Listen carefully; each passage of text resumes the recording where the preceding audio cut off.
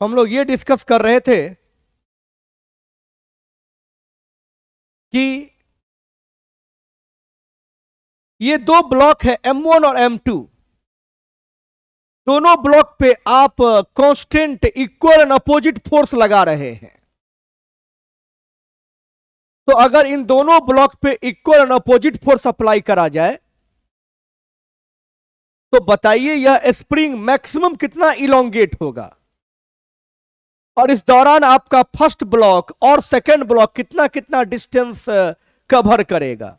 Distance covered by first block plus distance covered by second block is called maximum elongation produced in the spring। तो मैंने first block जो elongate जो distance cover करेगा x1 मान लिया, और second block जो डिस्टेंस कवर करेगा x2 मान लिया। वही x1 x2 इलोंगेशन हमारे स्प्रिंग का होगा मैक्सिमम। मैक्सिमम तब बात करेंगे जब ये रेस्ट में आ जाएगा। जब ये रेस्ट में आ जाएगा तो रेस्ट में जिस इंस्टेंट आएगा उस इंस्टेंट तक आपका दोनों ब्लॉक जितना जितना डिस्टेंस कवर करेगा that is the maximum elongation. और दोनों रुकेगा फिर एक ही टाइम पे, अलग अलग टाइम पे रुकेगा तो मेरा सेंटर ऑफ मास का लोकेशन डिस्टर्ब हो जाएगा, और हमारा जो फोर्स काम कर रहा है आपके सिस्टम पे वो इक्वल एंड अपोजिट है। मतलब net external force acting on the system zero है, सिस्टम के एक्सेलरेशन जीरो है, मतलब आपके सेंटर ऑफ मास के एक्सेलरेशन जीरो है। तो जाके बैठिए सेंटर ऑफ मास पे, मतलब अब आप इस वक्त इनर्शियल फ्रेम में ही तो है।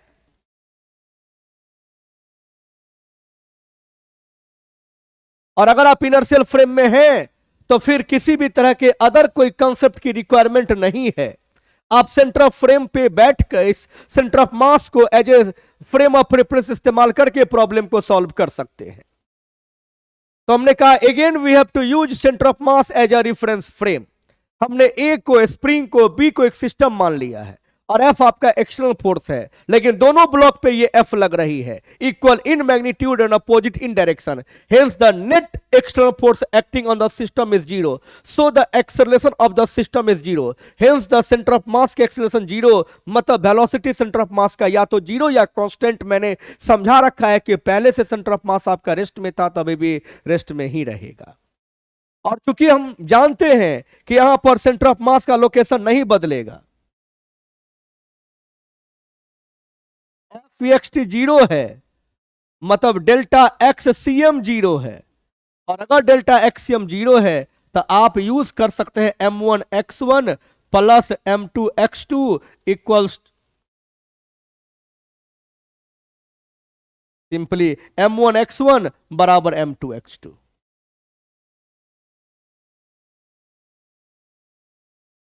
एक रिलेशन हमारे पास आ गया। बहुत पहले ये थ्योरी हम लोग डिस्कस कर चुके हैं कि जब आपका डेल्टा एक्स सीएम जीरो होती है, सेंटर ऑफ मास के लोकेशन में कोई चेंज नहीं आती है, तो आप m1x1 बराबर m2x2 का इस्तेमाल करते हैं। अब आपके पास कोई रिलेशन तो होना चाहिए जो रिलेशन आपको बतला सके कि भाई x1 x2 का वैल्यू कितना है और मैक्सिमम इलोंगेशन कितनी होगी।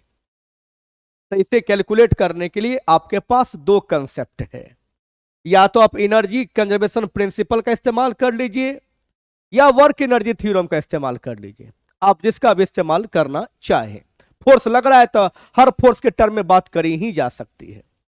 एनर्जी कंजर्वेशन प्रिंसिपल का इस्तेमाल करेंगे तो क्या नफा नुकसान है, क्या वो इस्तेमाल कर सकेंगे हम?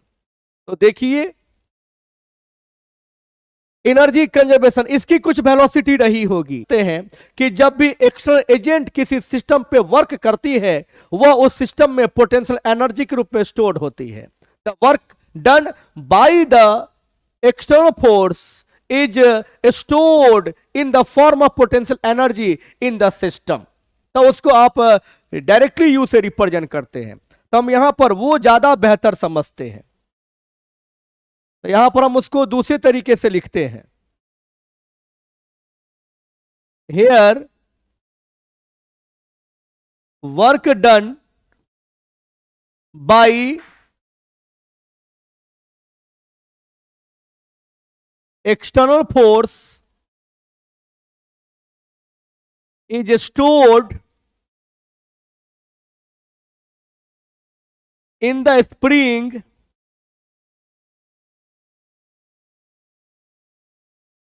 as potential energy।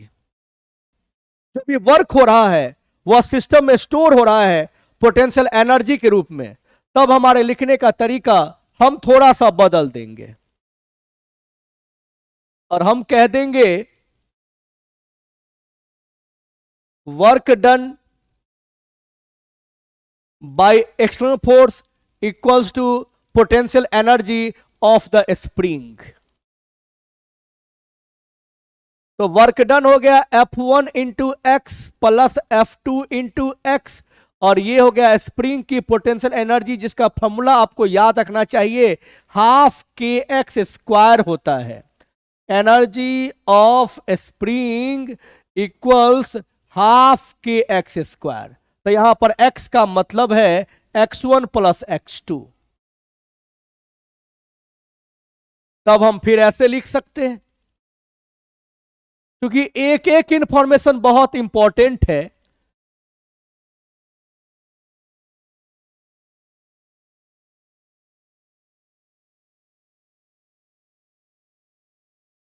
F1x F same था, तो force x1 force x2 force x1 plus x2, और ये है x1 प्लस x2 का square. Now cancel 2f equals to k x1 plus x2, k equals 2f upon x1 plus x2।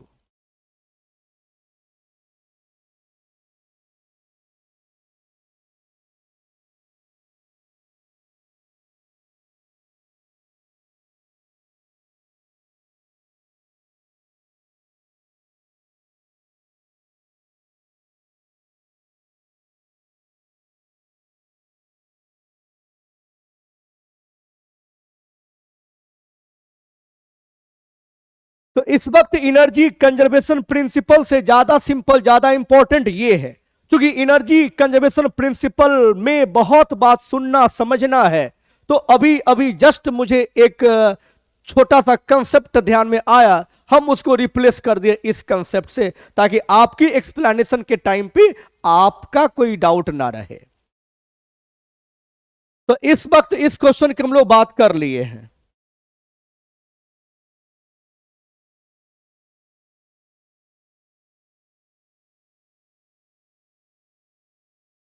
इतना clear है? तो एक बार फिर इस लाइन को बोल दें हम कि आपके एक्सटर्नल एजेंट के द्वारा जो वर्क हो रहा है वह वर्क उस सिस्टम में, उस स्प्रिंग में स्टोर होगा एनर्जी के रूप में। यह एनर्जी चूंकि स्प्रिंग में स्टोर होगी, इसलिए हम इसको इलास्टिक पोटेंशियल एनर्जी कहते हैं। इसका फॉर्मूला हाफ के एक्स स्क्वायर होता है। हियर एक्स का मतलब x1 प्लस x2 है, उसका स्क्वायर कर लेंगे आप। अब मुझे x1 x2 सेपरेट निकालना है, तो एक रिलेशन ये है आपके पास और एक रिलेशन ये है, इसे इक्वेशन 2 भी मान लेते हैं हम।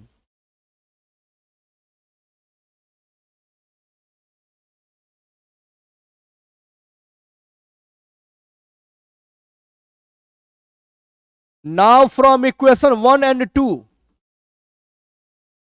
1 है आपका m1x1 बराबर m2x2, और ये है आपका x1 प्लस x2 बराबर 2f/k। अब इन दोनों का इस्तेमाल कर लेते हैं, तो किसी एक को निकाल के सब्स्टिट्यूट करेंगे हम। तो दोनों x1 निकाल लेते हैं, 2f/k माइनस x2, अब पुट कर देते हैं।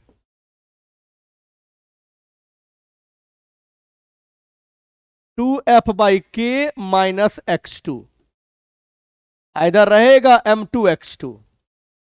हम लिख सकते हैं इसको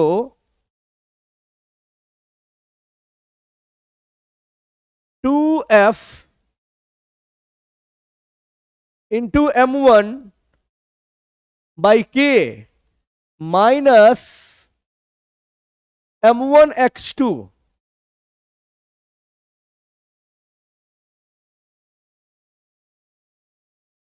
2f_m1/k बराबर m2x2 plus m1x2। 2f_m1/k equals x2 common ले लीजिए, m1 प्लस m2। तो अगर यहां से x2 निकालेंगे आप, 2f_m1/k m1 प्लस m2।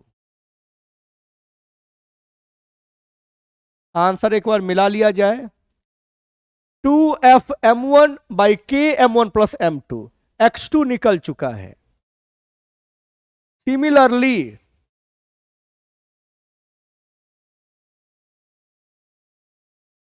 अब क्या करिए आप, यहां से x2 निकाल लीजिए और पुट कर लीजिए। तो हम कहते हैं आप निकाल के देख लीजिएगा, 2f_m2 वही रिजल्ट सिमिलर दिख जाएगा upon k m1 plus m2।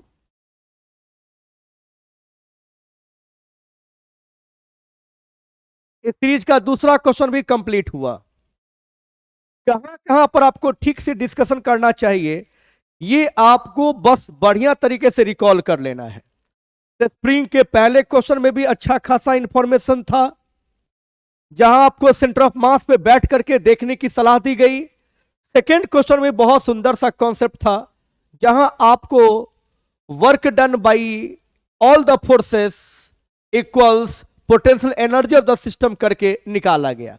ये सब जो कुछ एक लाइंस हैं वो सेंटर ऑफ मास चैप्टर का नहीं है, वो वर्क एनर्जी पावर चैप्टर का है। तो इसलिए जहां पर जो इजी लगता है उसका यूज हम कर रहे हैं।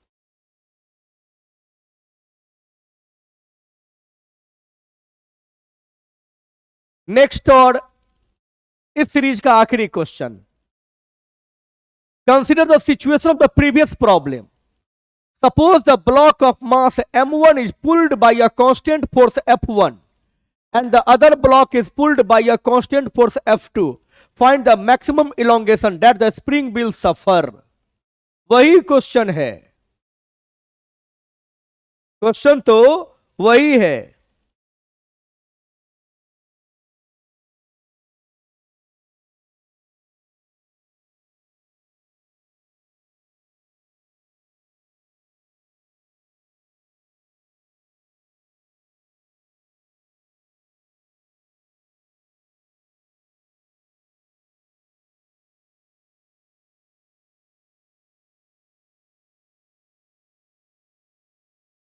अब इस क्वेश्चन में भी बहुत सारा काम करना है। Consider the situation of the previous problem, ले लिया मैंने। Suppose the block of mass m1 is pulled by a constant force f1 and the other block is pulled by a constant force f2. Find the maximum elongation that the spring will suffer. Maximum elongation calculate करनी है। मतलब आपको x1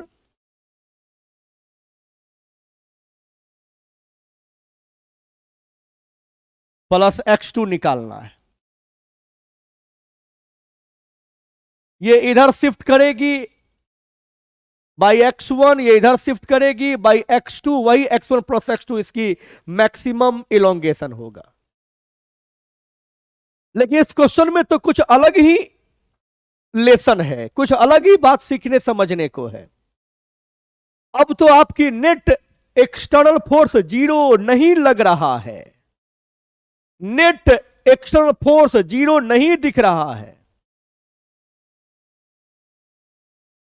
लेकिन आपको यहां भी net external force zero ही मिलेगा। आप जब ट्रेन में बैठकर ट्रेन फ्रेम से जब स्टडी करिएगा तो आपको वह ट्रेन रेस्ट में ही दिखेगा। और ट्रेन का रेस्ट में दिखने का मतलब है कि ट्रेन पर लगने वाला नेट एक्सटर्नल फोर्स तो जीरो ही होना चाहिए।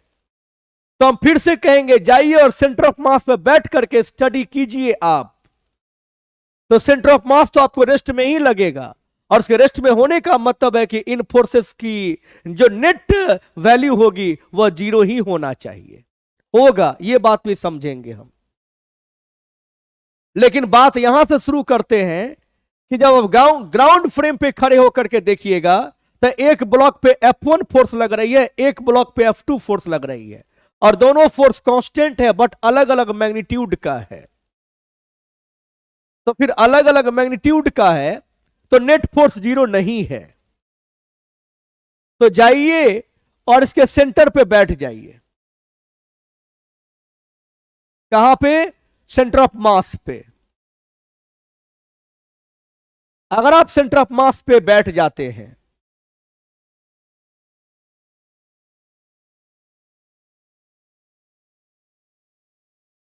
From centre of mass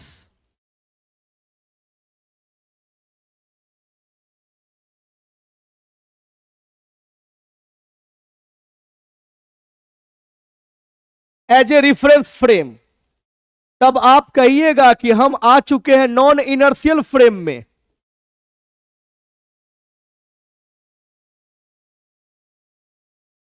non inertial frame का मतलब है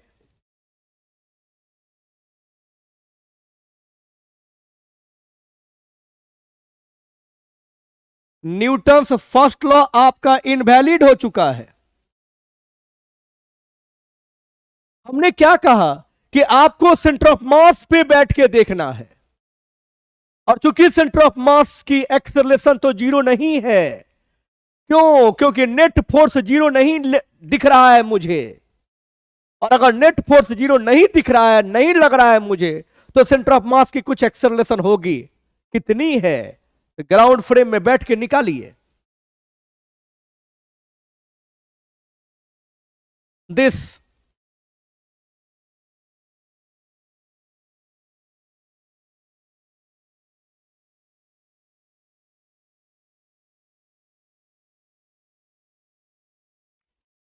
ये है एक्सेलरेशन ऑफ सेंटर ऑफ मास। इस डायरेक्शन को मैंने मान लिया पॉजिटिव, उस डायरेक्शन को मैंने मान लिया निगेटिव, तो F2 माइनस F1 हो गया net force. Net force by net mass. Spring तो आइडियल है तो वह मासलेस है। तो आपकी एक्सेलरेशन जो सेंटर ऑफ मास की है वह F2 minus F1 upon M1 plus M2 है। ग्राउंड फ्रेम से ना आपके सेंटर ऑफ मास की एक्सेलरेशन है, लेकिन अगर हम सेंटर ऑफ मास पर ही बैठ जाए तो acceleration of centre of mass with respect to centre of mass वो तो जीरो ही होगा। और जीरो होने का मतलब है कि सेंटर ऑफ मास पे बैठ के जब देखेंगे आप तो नेट फोर्स जीरो होना चाहिए। लॉजिकली कहिए या मैथमेटिकली कहिए, क्या लेना देना?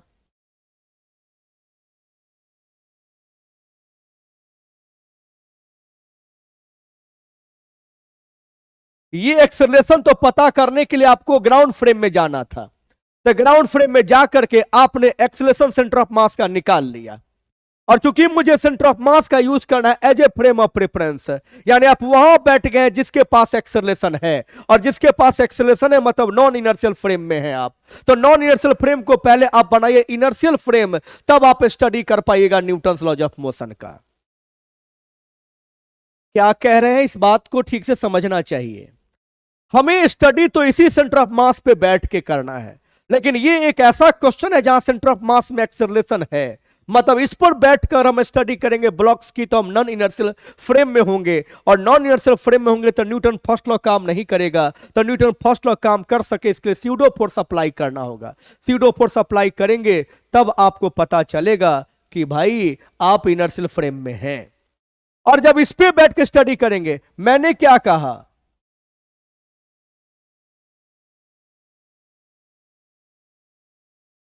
Acceleration of centre of mass with respect to centre of mass, ये क्या हो जाएगा?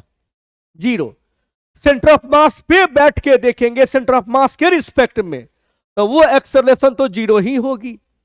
और जब सेंटर ऑफ मास का एक्सेलरेशन सेंटर ऑफ मास के रिस्पेक्ट में जीरो होगी, इसका मतलब है कि नेट एक्सटर्नल फोर्स आपका जीरो होगा with respect to centre of mass. इसके लिए मुझे स्यूडो फोर्स अप्लाई करना होगा।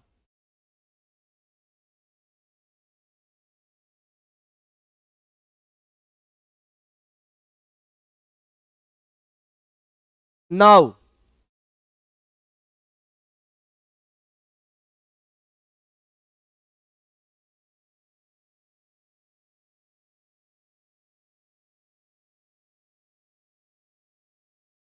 सिस्टम को इधर मोशन करता हो, मान लीजिए किसी एक्सेलरेशन से, ये जो मोशन कर रही है दिस वे, इस पर एक फोर्स आप पहले से लगा रखे हैं F1, इस पर एक फोर्स पहले से लगा रखे हैं F2। तो आपको स्यूडो फोर्स, अगर सेंटर ऑफ मास पे बैठ करके स्टडी करना चाहते हैं तो स्यूडो फोर्स अप्लाई करना होगा एक्सेलरेशन के अपोजिट डायरेक्शन में, this way, mass into acceleration, acceleration के अपोजिट डायरेक्शन में, this way, mass into acceleration. ये M1A क्या है? Is the pseudo force acting on this block. क्योंकि आप जिस पे बैठ के देख रहे हो उसमें एक एक्सेलरेशन है, तो उस एक्सेलरेशन के वजह से आप नॉन इनर्शियल फ्रेम में हैं। तो इनर्शियल फ्रेम में आने के लिए आपको एक स्यूडो फोर्स अप्लाई करना हुआ मोशन के अपोजिट डायरेक्शन में, मोशन के अपोजिट डायरेक्शन में इसका मास और एक्सेलरेशन, इस एक्सेलरेशन को मैंने ए मान लिया है, इसका मास और इसका एक्सेलरेशन मैंने ए मान लिया है। अब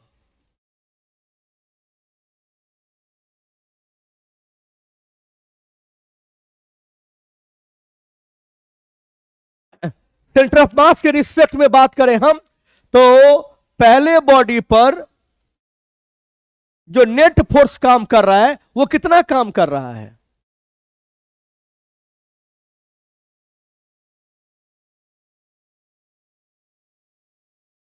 F1 plus M1A। Left side में इधर नेट फोर्स काम करे F1 plus M1A, this is net force acting on the block ए। अब नेट फोर्स दूसरे ब्लॉक पे कितना काम कर रहा है? तो ये हो जाएगा पॉजिटिव और ये हो जाएगा निगेटिव, F2 माइनस M2A।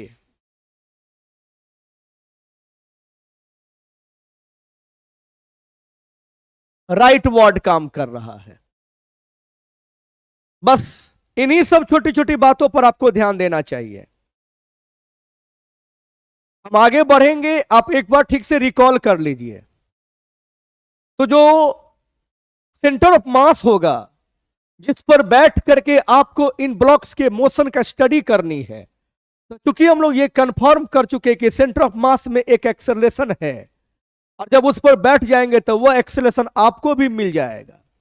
चलती हुई बस में बैठ करके आप जब किसी ब्लॉक के मोशन का स्टडी करेंगे, मतलब आप नॉन इनर्शियल फ्रेम में हैं, तो उस ब्लॉक पे एक स्यूडो फोर्स अप्लाई करना होता है, तब आप उसका स्टडी कर पाएंगे। तो मोशन का जो डायरेक्शन आपने मान रखा है उसके अपोजिट में आप स्यूडो फोर्स अप्लाई करते हैं। तो इस पे जो नेट रिजल्टेंट फोर्स काम कर रहा है वह दोनों सेम ही डायरेक्शन में है, तो नेट फोर्स इतना काम कर रहा है लेफ्ट डायरेक्शन में, और ये पॉजिटिव तो ये निगेटिव F2 माइनस M2A, ये राइट डायरेक्शन में नेट फोर्स काम कर रही है। इसके बाद कोई खास बात बचा नहीं, इसलिए हम आगे बहुत जल्दी में बढ़ने का प्रयास नहीं कर रहे हैं। आपको इस जगह तक में और भी कुछ पॉइंट्स है वही रिकॉल, वही डिस्कशन करने का प्रयास कर रहे हैं। यहां एक स्यूडो फोर्स का कंसेप्ट बहुत अच्छा है। यह तीनों क्वेश्चन में आपने देखा कि अलग अलग टाइप का कंसेप्ट यूज हो रहा है। अब पहला फोर्स जो नेट फोर्स है वो कितना है वो निकालिए। तो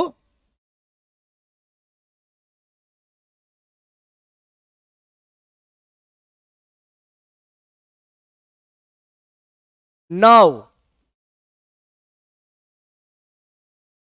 नेट फोर्स ऑन ए,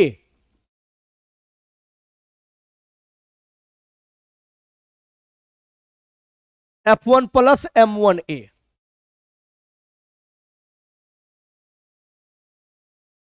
ए का मतलब कितना है? F2 minus F1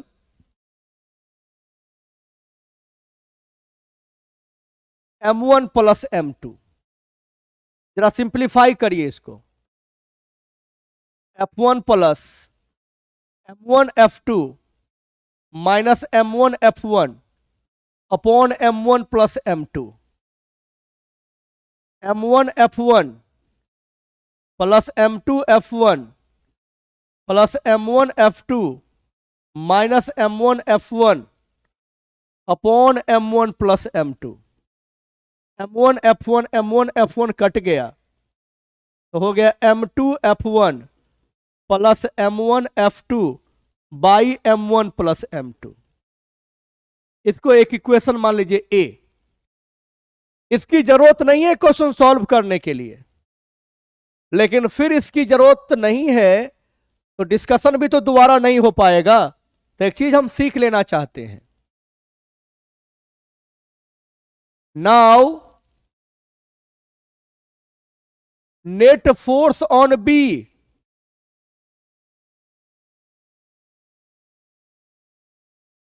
F2 minus M2A होगा, और A का मतलब है F2 minus F1 upon M1 plus M2।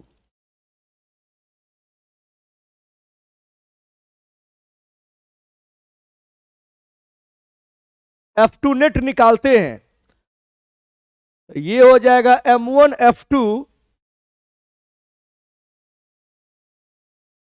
Plus M2 F2 minus F2 F2 M2 F2 plus M2 F1 divided by M1 plus M2। तो M2 F2 कट जाएगा। The net force acting on the second body is M1 F2 plus M2 F1 plus M1 plus M2। अब इस force को देखिए, M2 F1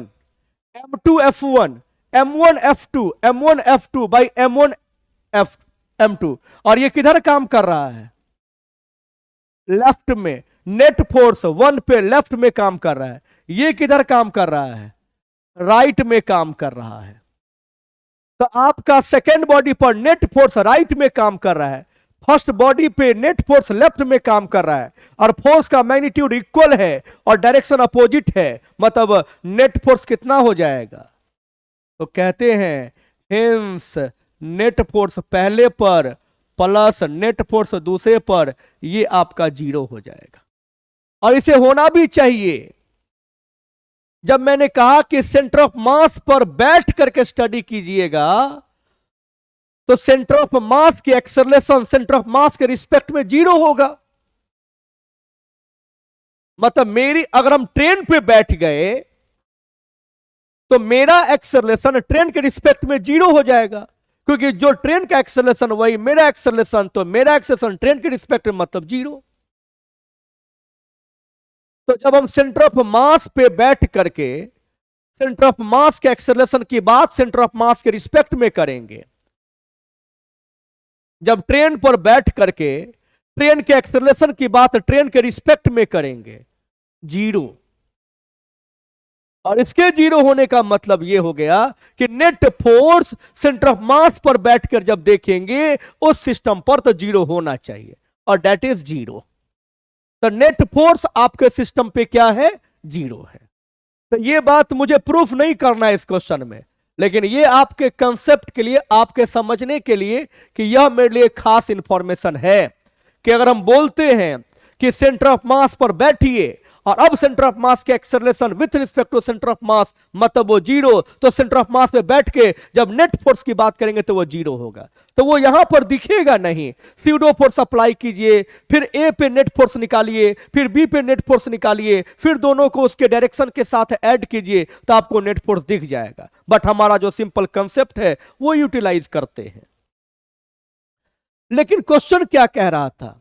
question कह रहा था maximum elongation निकालिए, तो उसके लिए कंसेप्ट यूज करते हैं।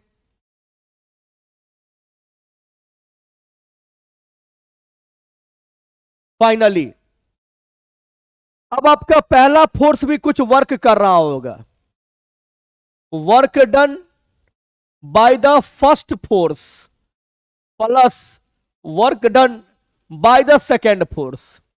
आपका पहला फोर्स जो वर्क करेगा उसे लिख लीजिएगा, दूसरा फोर्स जो वर्क करेगा उसे लिख लीजिएगा, दिस इज टोटल वर्क, और यही टोटल वर्क आपके सिस्टम में स्टोर होगा पोटेंशियल एनर्जी के रूप में, और वो हो जाएगा potential energy of the system.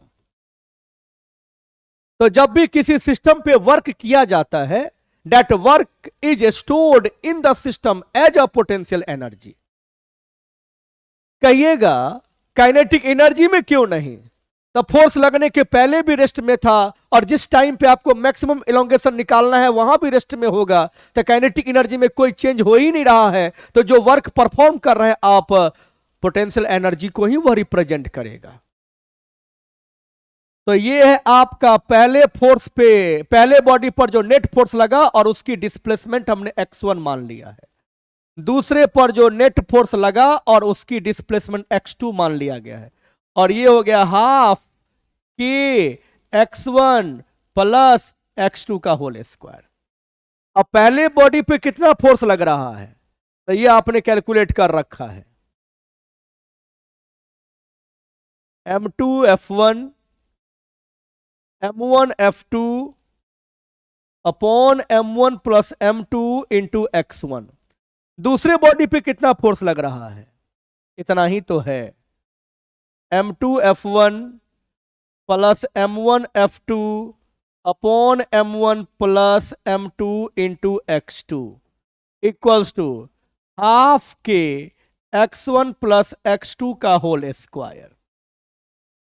अब आप कॉमन ले लीजिए, तो m2 f1 plus m1 f2 upon m1 plus m2, और हो गया half k x1 plus x2 का होल स्क्वायर।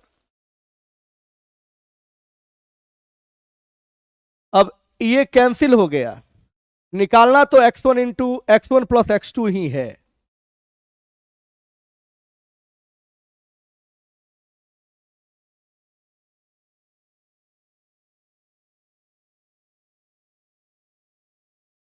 लास्ट लाइन लिख रहे हैं,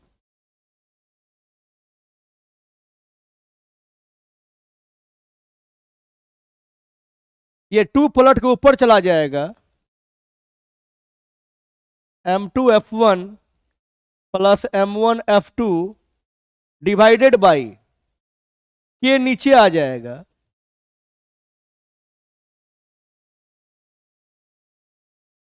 m1 प्लस m2,